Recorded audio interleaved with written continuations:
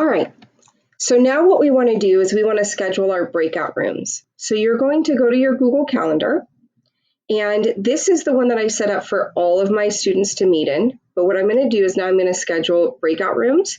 I'm going to click on the date and a box will pop up to allow me to create an event.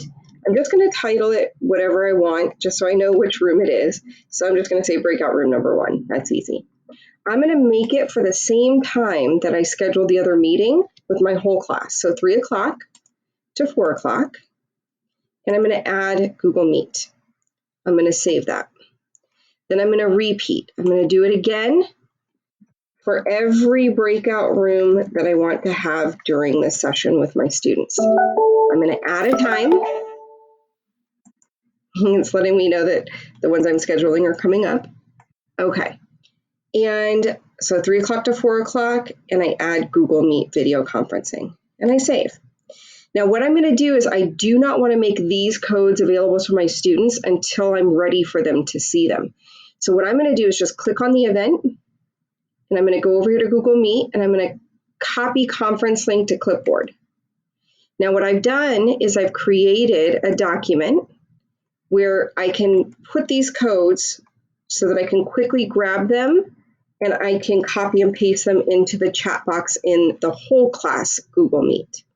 So I'm going to come back to my calendar, and I'm going to go to breakout room number 2. I'm going to hover over Google Meet. I'm going to copy the clipboard. I'm going to come back into my document, and I'm going to put those links in there. Okay. Now, what I'm going to do is when I'm ready for my students to go to the breakout rooms, okay, I'm simply going to copy and paste this. You can right click it and copy it, or you can do Control C. And I'm going to come into my whole group. There we go.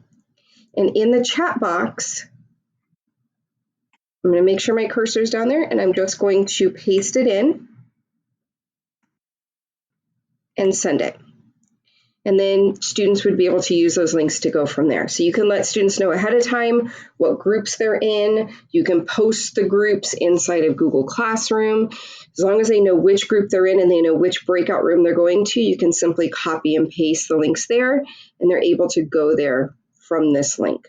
Okay. Now, just to make sure you've scheduled them correctly, you can always see them here. They'll pop up so that you know that they're correct.